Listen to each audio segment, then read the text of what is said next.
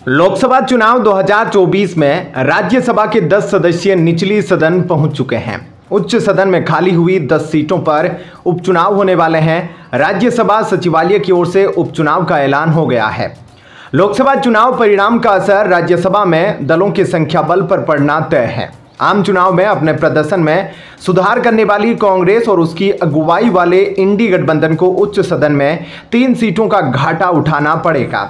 जिन राज्यों में उपचुनाव होंगे वहां के संख्या बल के हिसाब से ये तीनों सीटें भाजपा के पक्ष में जा सकती हैं। इस नए समीकरण से राजग उच्च सदन में बहुमत के करीब पहुंच सकता है। गौरतलब है कि लोकसभा में राज्यसभा के 10 सदस्य चुनाव जीते हैं। इनमें से 7 भाजपा, 2 कांग्रेस और 1 राजद के हैं। यह तीनों सांसद जिस राज्य से राज्यसभा पहुंचे हैं वहां भाजपा और राजग की सरकार है। ऐसे में कांग्रेस और राजद के सामने अपनी सीटें बचाना मुश्किल है। भाजपा के लिए एक बड़ी राहत भरी खबर यह है कि राज्यसभा में बीजेपी के नेतृत्व वाले एनडीए की ताकत में बढ़ोतरी होने वाली है। दरअसल जिन राज्यों में उपचुनाव होने हैं वहां फिलहाल बीजेपी एनडीए की सरकार है। कांग्रेस को 2 सीटों का नुकसान होने वाला है। कांग्रेस नेता केसी वेणुगोपाल और दीपेंद्र हुड्डा को लोकसभा चुनाव में जीत मिलने वाली है। केसी वेणुगोपाल राजस्थान से राज्यसभा सांसद है, जबकि हुड्डा हरियाणा से राज्यसभा सदस्य हैं। हरियाणा और राजस्थान दोनों राज्यों में बीजेपी के पास बहुमत है। वर्तमान में भाजपा के पास 90 और उसकी सहयोगी के 11 सदस्य हैं। भाजपा को 7 नामित और 3 निर्दलीय सांसदों में से 10 का समर्थन हासिल है। ऐसे में उपचुनाव के नतीजे आने के बाद राजग के सदस्यों की संख्या बढ़ जाएगी। इसका मतलब है कि राजग को बहुमत के लिए महज 1 सदस्य की कमी होगी।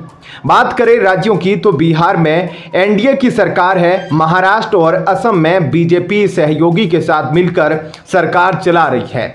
एमपी में बीजेपी के पास पूर्ण बहुमत है। त्रिपुरा में भाजपा की सरकार है। बिहार के 2 सीटों में 1 सीट एनडीए की तो 1 सीट इंडिया गठबंधन को मिल सकती है। हालांकि बिहार में अगर 1 सीट इंडिया गठबंधन जीत भी जाती है तो फिर बीजेपी 10 में से 9 सीटों पर जीत हासिल कर लेगी। लोकसभा चुनाव जीतने वालों में भाजपा के पीयूष गोयल, विप्लव देब, माधवराज सिंधिया, सर्बानंद सोनोवाल, कामाख्या प्रसाद तासा, विवेक ठाकुर, उदयन राजे भोसले और कांग्रेस के केसी वेणुगोपाल, दीपेंद्र हुड्डा और राजद की मीसा भारती है। विपक्ष के तीनों उम्मीदवार भाजपा राजग शासित राज्य बिहार, राजस्थान और हरियाणा से हैं। ऐसे में कांग्रेस राजद के लिए उपचुनाव जीतना मुश्किल है। गौरतलब है कि इनमें वेणुगोपाल और हुड्डा का 2 साल तो मीसा का 4 साल का कार्यकाल बाकी है। दूसरी ओर भाजपा के राज्यसभा सदस्य महाराष्ट्र, असम, मध्य प्रदेश और त्रिपुरा से हैं, जहां इनकी सरकार होने के कारण इनके पास उपचुनाव जीतने के लिए पर्याप्त संख्या बल है। ऐसे में क्या कहना है आपका? कमेंट सेक्शन में अपनी राय जरूर बताएं। धन्यवाद। जय हिंद।